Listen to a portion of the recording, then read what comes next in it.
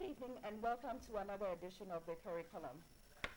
Proper designs and building of classrooms is an important prerequisite in every school environment. If the buildings are not properly designed, of course, that has a deleterious effect on performance of students. Research has shown that to a great extent. Tonight, we will be discussing school facilities and its effect on health as school pupils. We will zoom into special needs pupils, especially the ones in Hull, where we have sampled some of our documentary series. Tonight, I have in the studio to discuss the issues. I have with me, to my immediate left, Dr. Isaac Boama. Yes. Correct. Who is the who is an ophthalmologist? Optometrist. Optometrist, and he is at the Hull Regional Hospital in the Volta Region. Next to Dr. Boama, I have Madam Barbara Sante. She's the Deputy Educational Officer, Special Assistant Project Sub Accra. And on the extreme left of Madam Asante, I have Isaac Lamte, who is the Municipal Works Engineer, Ashama Municipality. Ladies and gentlemen, you are welcome. Thank you. Thank you. Before we go to the questions, I'd like to announce to our listeners that we will be joined. You can join us in the discussion. Our phone lines will be open later in the show. We will announce those numbers later. Interestingly, our social media friends can also join the discussion. They can send WhatsApp messages to 0505 311 879. Remember, no calls, just send messages to that WhatsApp number. And our Twitter friends can also join the discussion via Twitter with hashtag CurriculumGH and follow our handle at CurriculumGH. Now, first of all, I'll go to you, Mr. Isaac Lamte. You are the Municipal Works Engineer at Shama Municipality. We're talking about the physical environment, the buildings, the designs. What factors inform architectural designs, construction of infrastructural facilities, and learning environments in schools? Thank you very much. In the first place, for a public facility, like a school facility, the first thing that we have to look at is the soundness of the structure itself, that the structure is safe, because these are places where a number of people will be gathering at a time. Two, we look at the functional space in itself. The third thing that we also need to look at is the fenestration, that's the sizes of window and doors for proper ventilation and natural lighting. We must also look at the assembly points, because they may need to have an adequate playing field and all that. So congregation at a point, we must site the structures in such a way that it doesn't impede or obstruct their movement. These are some of the basic things that we look at. We also look at the greens, because naturally the trees, what we normally call the soft landscaping, grass, trees, shrubs, flowers, and those things, they improve the output of oxygen, and that also helps. So basically, these are the things that we look at. That sounds very interesting. It looks like there's a lot of things, but whether or not those things are considered, yes, or whether or not they are put in the periphery when construction is done in our schools, we will go to that. But Dr. Boama, from your point of view as an eye specialist, what would you consider, or what do you think should be factors that should inform architectural designs in schools, from where you sit? Okay. Yeah, they need to consider the window. Nowadays we have what you call the honeycomb windows. And then the window should be adjustable, in the sense that God gave us a natural window, which is the pupil of the eye. If you look at how the iris regulates the people, it means that if you are designing a window, it should be such that you can adjust it. It should be adjustable so that you can balance the inflow of the natural light as well as the artificial light. Now, supposing the room is dark, the facility has been designed in such a way that the room is dark. When the room is dark, the pupil of the eye becomes dilated. This is the pupil. It becomes dilated. That means that the size of this will increase. Now, under normal circumstances, the size of this pupil should be about 2 to 5 or 3 to 5. Now, under dim light, this one will increase to about 4 to 8 or 4 to 9. And when it happens that way, the amount of light that enters the eye becomes great. Now, there is the possibility that as the eye dilates, there is strain in the eye. And then when the eye is strained, the pupil, the cornea, which is the first layer of the eye, becomes dry due to evaporation. And so you see that the normal blinking rate, which is about 12 to 16, will reduce to about 4 to 6. And when the blinking rate is reduced, that means the eye will become dry, because the importance of the precorneal tear film is to spread the tears on the surface of the eye so that it becomes moist and it will improve vision. Now, under this condition, where the eye is dry, there is the possibility that the child, thinking that he or she has to be comfortable, he has to rub the eye. And then as they continue to rub the eye, there is the tendency that the eye will be aberrated. There will be corneal aberration. And anytime there is corneal aberration, that is a scratch, it gives them pain. And so corneal aberration, if it's not managed well, it will lead into corneal ulcer. That is a sore on the cornea. And this one will present a lot of lacrimation, that is excessive tears. And then the corneal ulcer, if that one is also not managed well, it can lead to corneal melting. The end effect will be that the child will become blind.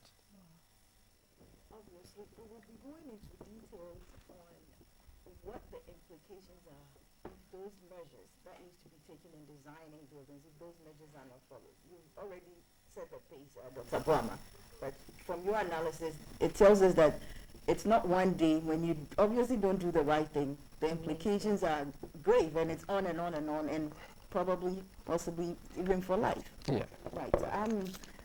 Madam Asante, from where you sit as a special assistant project, I know you are into the area of education. You've done a lot of work on the ground with special needs people. We're talking about the environment, the building that they need to be in as pupils in the classroom. What is your take on what special needs pupils, what sort of an environment or what needs to be considered in construction of an infrastructure school building for pupils like that? Okay, thank you very much. From my point, what I would say is that when we are talking about special needs children, most of the time we consider the physically disabled. But from where I want to talk from is on children that have got neurological disturbances. And these children are people that are having problems with the work of the brain. And so we have examples, we have several of them, and then their characteristics. So when considering an environment for enabling good teaching and learning process, I think there should be space and then the arrangement of desks, because there's a term named classroom accommodation. If the structure of the building is not well in place, I'm afraid that classroom accommodation cannot be successful, and then it can also impede the teaching and the learning process in the classroom. And it can also affect teaching techniques. you know, when you're handling children with specific learning difficulties, we have some techniques that are supposed to be used in order to get the children understand whatever they are being taught. But if the structure or the environment is not really conducive, I mean, it's really going to affect the teaching and learning process.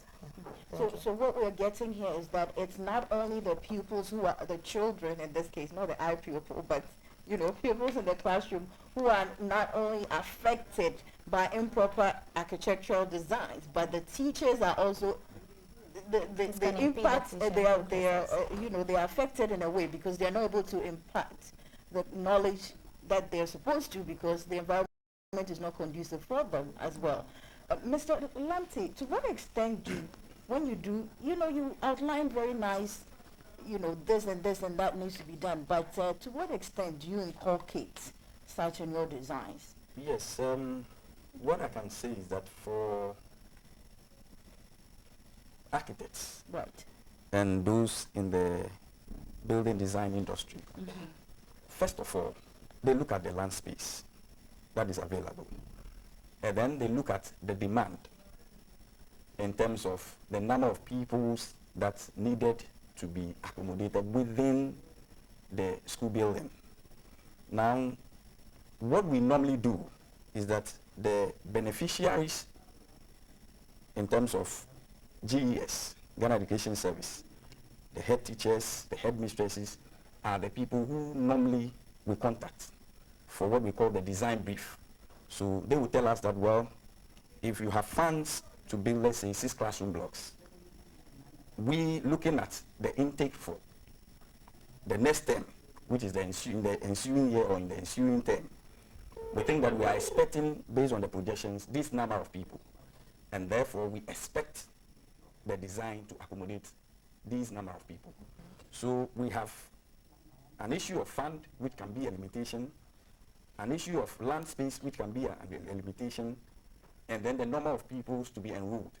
So these are the critical things that in the first place you would want to look at. Now, where these limitations cannot be effectively managed, what it means is that we must or we may necessarily sacrifice or compromise on some of these things, and that has its implications. So that is one. Now, you also look at issues of ventilation and natural lighting. I think when we were watching the documentary, you realize that almost all the fenestration, that's the windows, the openings, were the honeycomb. Clearly, you realize that it would affect adequate lighting supply, circulation of air, cross ventilation, and all that. But from where I am sitting, I realized that in those days, the issues were more of security and fund. Because in the case of Ashiaman, you look at its location and the kind of activities that goes on there. In the past, if you could recall, most of the classrooms used the wooden jalousie windows, which was even a much better in terms of lighting, natural lighting, and ventilation and all that. But because it is easily broken into, within a certain period of time, all those things phased out, and we started implementing this design or honeycomb or the design blocks, using it for the fenestration. And that impacts negatively on the health of the children. So now, even when you come to Ashiaman now, the next cluster of schools that we are building, we are using the normal louver blades. We have seized this honeycomb thing, because it's seriously impacting negatively on the health of the pupils. I know that in Ashiaman you are constructing new buildings for pupils. Is that Community 22 or in the Yes. Is that Community 22? Yes, we have Ashiaman 3 block, Okay. and then we have the Community 22 annex. To what extent are you inculcating some of these requirements into the Yes, if you infrastructure? go there now, the second floor that we are building now, and including even the first floor, the ground floor used to be the jalousie window only on the basis of fund. Now we have done some renovation on the ground floor. We changed all into louver blades. Now on the top floor, we are using louver blades. And most of these things have been put in place to ensure that adequate lighting supply and all that. We are still limited with space. We have a number of projects. Some of the opinion that why don't we still put them on the compound? But we say no. The children also need adequate space for playing and for movement and all that. And therefore, we are rather liaising with TDC, who have been very helpful in providing us with land. And we are looking forward to more lands to be provided by TDC to be able to accommodate most of the schools. And the congestion and the crowding in most of our schools there will be reduced. What about the issue of light? Because I know that is a problem in Ashama in the classrooms. What about the issue of light? Yes, so is something that you are addressing? Yes, you realize that if you look at the documentary that we showed critically, it is more of the honeycombs that is causing the problem. Now that is not in place at all. We are using the normal louver blades, the normal standard sizes of the windows, the height, the width, the length. That is what is in place. And therefore, if you go to the Triblo school site, even as we speak, we don't have problem with lightning. It is at the main cluster of schools where we have this problem, near the market. That's where we have the problem. Okay. Dr. Bwana, on the issue of light, you know, you were explaining that of course, when there's not improper light in the classroom, the eye is affected. And what do you think, or how do you think this issue of light can be addressed? In simple terms, how can it be addressed? I think they need to consult some of eye health professionals like optometrists. The reason being that you need to look at the direction of the light, the natural light, in such a way that the two, as well as the artificial, we can blend them. But a situation where probably we don't look at the natural, but we concentrate on the artificial, which means we are going to have a problem. Because already I have said that anytime the light is not enough, you know, light is energy. Light is energy that is visible to the eye, which is also radiated by a moving charge particle. And so once it's energy, that means that it's capable of doing work, either good work or bad work. And so if you don't treat some of these things in a way that will help the children, its implications will be too much. So how can you address it besides consult an optometrist? Okay, what if they don't consult an optometrist? How else can they, in their own way? Is the only answer consulting an optometrist? What if they cannot afford, or is not? What would be a simple way to say? I also think that there are standards in the building code, and if we follow them, most of these things will be reduced. Obviously, the orientation of the building is critical in siting most of these structures, and these things are enshrined in the building code. However, I still think that over the years, cases that they might have handled would also inform us in possibly reviewing the building code. So it is important that where necessary and they are accessible, we should consult them for their inputs in the designs that we do. Mr. Lante, have you been consulting them? I must say that no. So in putting up the one in Ashaman, you never consulted an optometrist? No. What we did was that you went by the code? Yes, by the code. I know you were going to tell me that. So tell me, which part of the code did you? This is an examination. Yes, it is under the orientation, natural lighting, and ventilation. These things are spelled out there in the National Building Regulation. Okay. LI 1630. Okay. Did you want to say something? Sorry about that. That's our WhatsApp friends who are supposed to be texting, but they are calling. Kindly send your WhatsApp messages by text and not call that number, and that's 0505-311-879. If you are watching this program, this is the curriculum, and we're discussing school learning facilities and pupils' health. We're looking at special needs pupils as well, and we're also examining how the eye is affected when the classroom is not proper for teaching and learning. And with me in the studio, we have been doing the discussion. Here is Dr. Isaac Brahma, an optometrist from the Whole Regional Health Directorate, Isaac Lamte, Municipal Works Engineer, Sherman Municipality, Barbara Asante, who is Deputy Education Officer, Special Assistant Project. We'll be taking a brief break here. We will be taking a look at the footage, some of the footage that we're watching on our documentary, The Curriculum.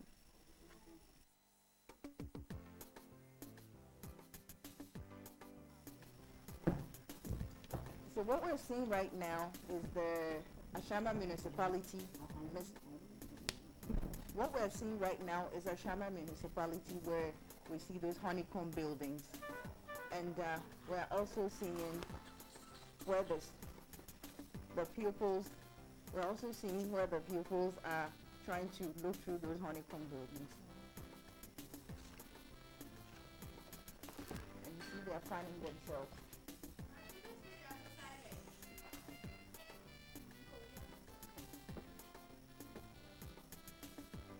You see how the light is affecting them over there, where the pupils cannot see.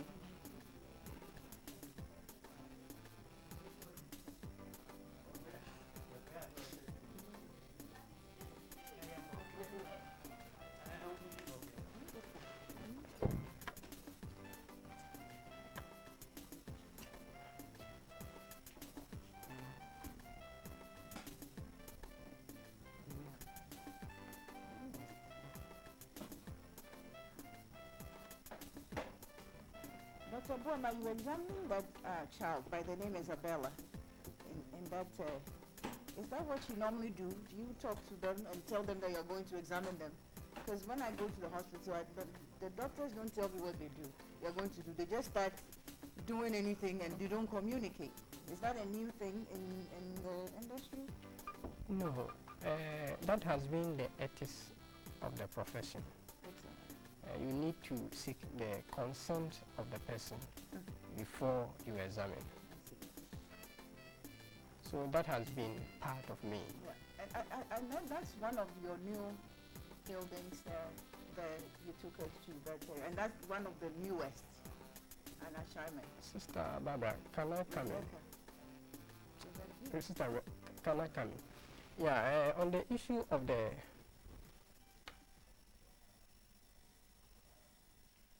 Welcome back. This is the curriculum, and we are discussing school learning facilities and pupils' health. And with me here in the studio during the discussion is Dr. Isaac Brahma, an optometrist from Whole Regional Health Directorate, Isaac Lamte, who is Municipal Works Engineer, Sherman Municipality, Madam Barbara Asante, she's Deputy Education Officer, Special Assistant Project in Accra. Now, what we just looked at, the footage we just looked at, we looked at the infrastructure there in Ashaiman, where the honeycomb buildings, what we've been discussing, its effect, the lights having an effect there, where the pupils can barely see. They're finding themselves, ventilation is the problem. And then we saw a little bit of that kid who was falling in special needs. The question is, how can the children study in such an environment? If I may ask, how can the children study? Let me go to you first, Barbara. For special needs pupils, I'll come to you, Dr. Brahma, I'll come to you. But let me go to you first. How can the children study in such an environment, especially when they are special needs? I would say that the teaching and learning process in the classroom wouldn't be really effective. So until those factors or those conditions are met, I'm afraid that the teaching and learning processes in the class can be really successful. It's really going to affect the children, because children with specific learning difficulties, here we are, some of the children are having attention deficits. Children don't have, they are impulsive, and then they are easily distracted. So if children are really in an overcrowded classroom without ventilation, and then there's poor lighting and all that, I'm afraid the teaching and learning processes can really be possible. Yeah, Dr. Brahma, you had a point to make. Yeah, I wanted to talk about the standards my brother said they have. You could have the standards all right, but then supposing there is a louver blade and then it's obstructing the light where probably the light is. As it rotates, it obstructs the light. That one will also have effect on the child. The reason is that the on and off, that is the flicker light, is a very serious case. Now, according to a scientist by name Hooke, he proposed a law. He said anytime you have an elastic body and you apply a force, the applied force should always be proportional to the extension, provided its elastic limit is not exceeded. And so the issue of flicker light, the light will be probably too high. As the louver blade moves, it may be too high or too low. And so you see that the pupil itself dilating and then constricting, dilating and constricting is going to have effect. And also the children will copy, they won't copy the writing. And this will go a long way to affect their performance in the end. Because it does even happen that you may need just a mark or a 2 or a quarter to pass your exam. But because you copied wrongly, probably in English, because they mark, tenses.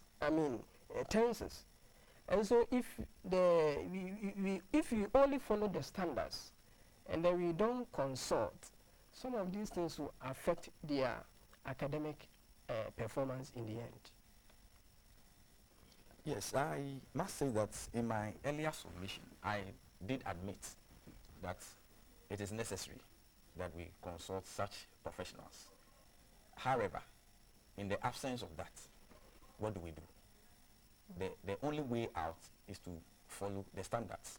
But this is an eye-opener, so it is very important that professionals in the building industry consult other professionals who can also make very important inputs so that whatever designs we come out with will be to aid the pupils in our schools. Yeah, you're just answering the question of how we ensure that the school infrastructure and learning environments are pupil-friendly. There's somebody from Ashaman who's saying the lighting system at Ashaman Cluster of Schools is so embarrassing. I'm a teacher there when the afternoon sessions are on. Efficient teaching does not go on after 4:45 p.m. And the heat, Jesus, is so bad. This is from someone, and he says, my name is Edem Salah.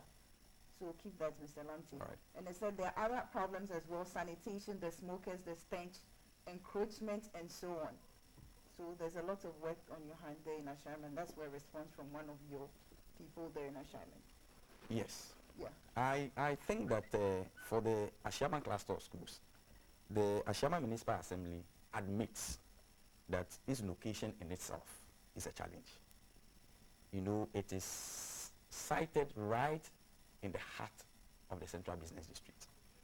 And this is a place where people have known to be a public facility where they access it, whether in the morning, in the afternoon, in the evening, as their playing fields.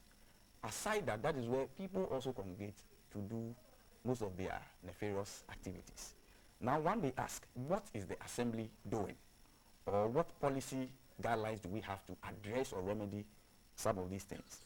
I think that about a couple of years back, the assembly sat down and realized that no, if we do not take care and gradually relocate this school, we may end up not producing good pupils. They may not pass their exams and score high marks to go to the good schools and become professionals just as we are. And therefore, the assembly decided that, look, let's now look out for lands. And then around the periphery, which is more conducive, more serene for our schools, rather than in the heart of the Central Business District. And that is how come we have the tree block site. If you have been there, you see that the environment in itself It's a very conducive environment for learning. You go to the Community 22 Annex, it's the same. Now, Get Fund has been able to offer us about 5 different projects. Now we have 18 classroom blocks, 2 of them, that is 3-story. 2-story, 12 classroom blocks, and with these ancillary facilities, we have 2 of them. We have a 6 classroom block, all from Get Fund.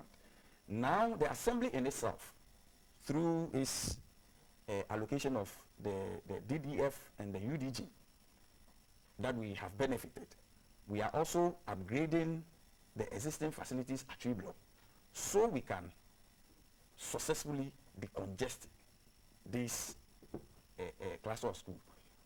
The projection that we have is that by 2016, we should be able to successfully relocate these schools. And then possibly, if we have to, demolish and reconstruct. Fine, we'll look at all that. If we have to use it for other uses as well, that is still under consideration. I know when your MC was here, Ibrahim Baidu, when we came to Ashama to collect data on the documentary, what we got was that the school project was about 40% or so complete. But then when he came on the show some time back, he said that there was a problem, so it would not be completed as was said. Have you? With the ones that the assembly itself is financing through its UDG. Okay. By September, we'll finish 2 of them. Okay.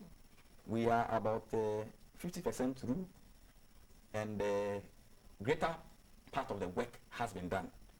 The contractor is working fast, is on schedule, and we expect that before the reopening for the next term, we should be able to finish. Now, with the Get Fund 1 is completed, which is the 6 classroom block that you saw. Okay. We'll take a call quickly. We have a caller on the line, I'm told.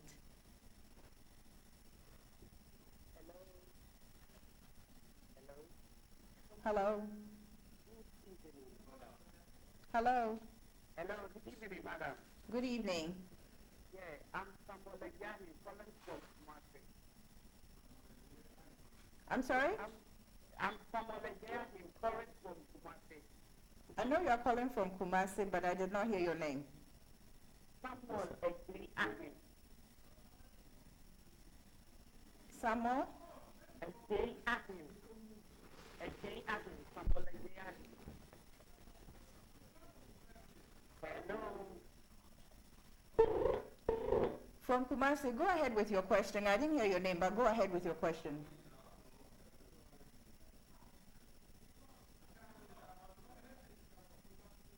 Hello? All right, we lost that caller there. Mr. Lamte, you were making a point. I catch you. Yes, with the Get Fund 1, the 6 classroom block has been completed. Now, with the other classroom blocks which were under construction at the time, I think that for the fact that the funds were not flowing at the time, it's still the MCE is liaising with the Get Fund. I think now, pretty soon, the contractors will revisit the site, and we are anticipating that they will be able, once they move to site, they should be able to complete it.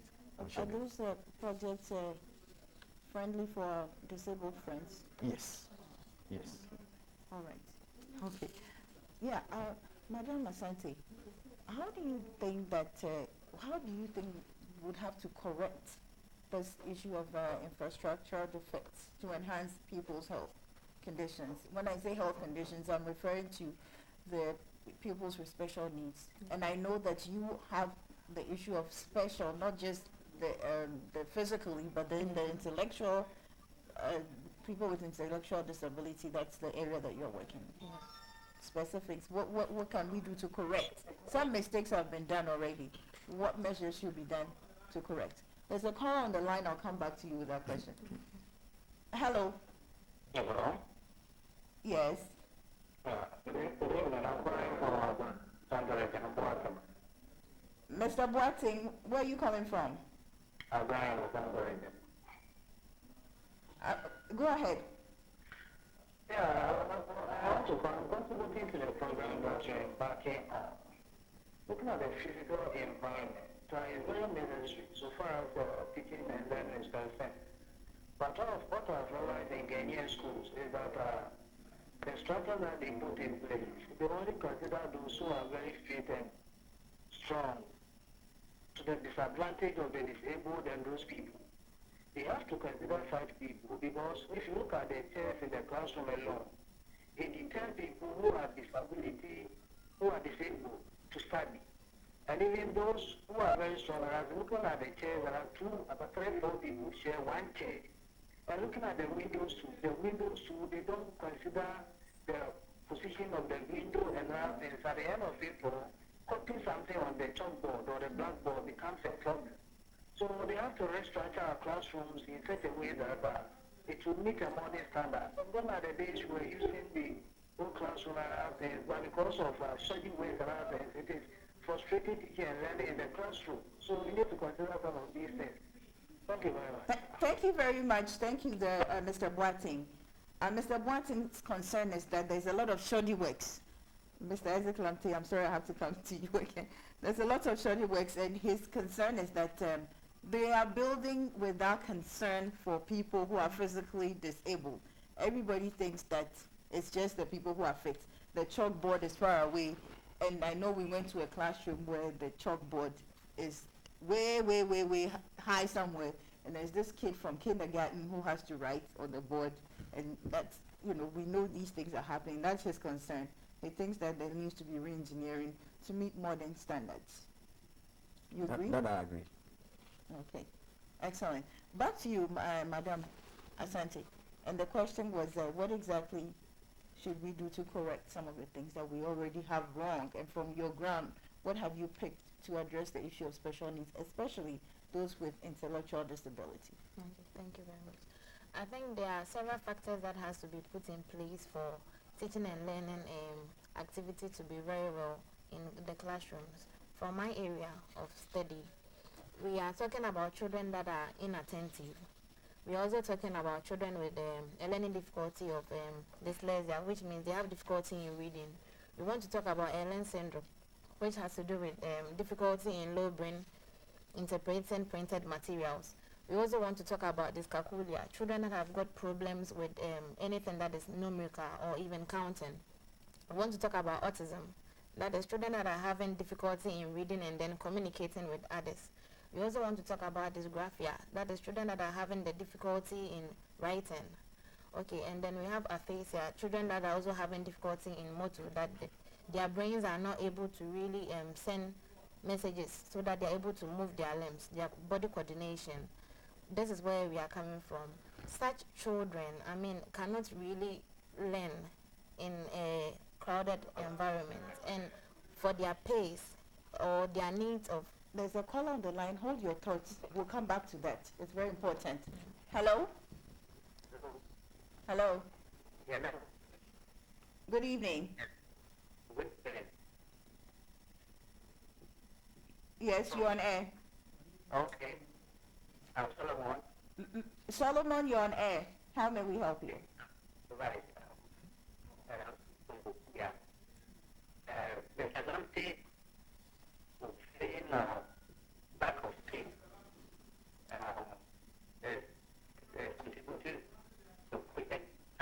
I'm sorry, Solomon, I can barely hear you.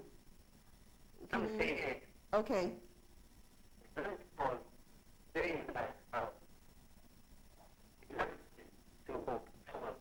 I'm sorry, but I can barely hear you, Solomon.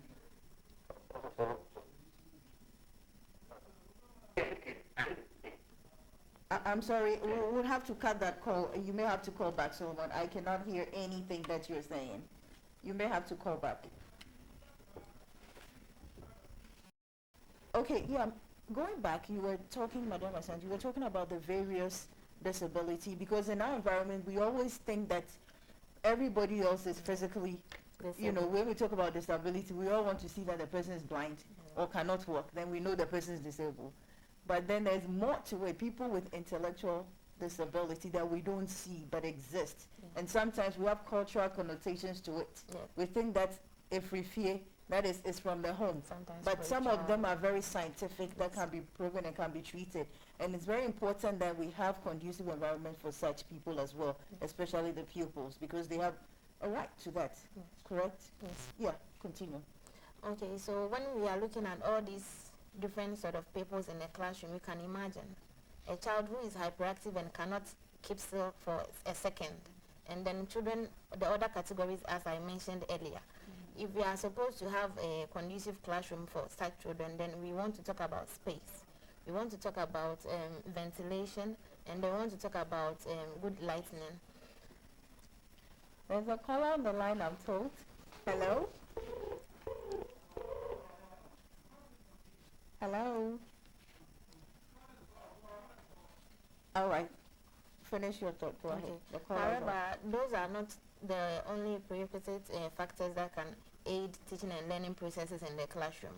We want to talk about special training of teachers into specific learning difficulties on how to help children with such difficulties to be able to learn in the classroom. We also want to talk about the home factor. We have the parental side and then the school side as well. And on the school side, I want to touch on one area, which is a term we have called IEP, which is Individualized Educational Plan.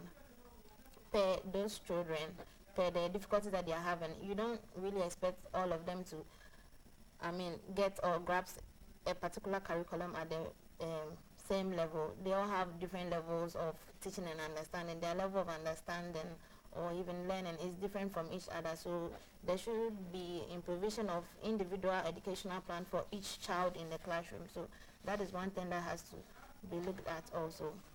And on the home factor, I want to talk about home treatments that touches on medication, nutrition, exercise. Thank you very much. We have a caller on the line. Hello? Hello. Yes, hello, you're on air. Hello. Yes, go ahead. My name is Daniel. Daniel, how may I help you? Okay, I need to ask. Is it good to have a structure on a very small piece of cloth? Daniel's question, I didn't hear that, but he's asking if it's good to have a structure. Can you repeat that, Daniel? Yeah, what I'm saying, if you want to have a building structure, is it advisable to have it on a very piece of land where there is not much space?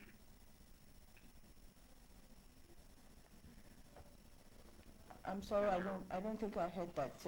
Can you repeat that one more time, Daniel? And what I'm saying is it good to have a building structure on a very piece of land? You are asking if it's good to have a structure on a small piece of land. Yeah, exactly. I'll leave that to. Thank you, Daniel. I think that what Daniel may probably be articulating here is whether to have a structure on a small piece of land. I think in shooting our documentary, we've been to several places. We found out that some private schools are put in homes. People are having the schools in their homes. So I think, I'm not sure, but perhaps that's what he wants to articulate. Whether you can have a structure on a piece of land. How effective, or what sort of environment is that when you have your school in a home? Obviously. In 2-bedroom house, and then I have a school. How is that? An architect, and then maybe the optometrist can explain to us. And from the special needs point of view, how? I have a 2-bedroom house, then I have pupils in that 2-bedroom house, and I have a school. Obviously, for every structure, depending on the size, depending on the use, that is what determines the land space that is required. Okay. And every structure that you build, for instance, if it's a normal residential building, you are required for a single-story structure supposed to have a setback of 3 meters. at the back and at the sides. Now, you are supposed to have 5 meters in front, at least, to have some maneuvering around the house. Now, if this is meant for residential, there are a number of people who are supposed to live in that house. So if you convert this one to a school, obviously, the numbers are increasing and all that. Where is the playing field and all that? So that is wrong. So there is a problem there. Yes. And from the eye point of view, 1 second. I have 1 second for you. Just a second. Yeah, I don't know how the sitting arrangement is also. So sitting arrangement is very important. Yeah, it's very important because if the natural sitting arrangement, if you can't actually have the natural sitting arrangement, which means you are going to have back pains, neck pains, and the like. Thank you very much, Dr. Boama. Obviously, we have it clear now. Children's facilities, school learning facilities, there are implications if it's not constructed properly. The long-term effects, you cannot imagine. It's a long-term one, not only on the pupils, but the teachers as well. It's very important that we pay attention to that and we follow the code in constructing buildings and classrooms for our pupils. This has been the curriculum. We have been discussing the issue of school learning facilities and pupils' health. Dr. Isaac Boama has been our guest tonight. He's an optometrist from Volta Regional Health Directorate. Isaac Lante came to us from Ashama Municipality. He is the works engineer, and we had our lady here, Barbara Santi, Deputy Education Officer, Special Attention Project based here in Accra. Thank you all for your contribution. Make a date with us next time in the next 2 weeks when we have once again the curriculum. My name is Rebecca Ekpe. Have a good evening.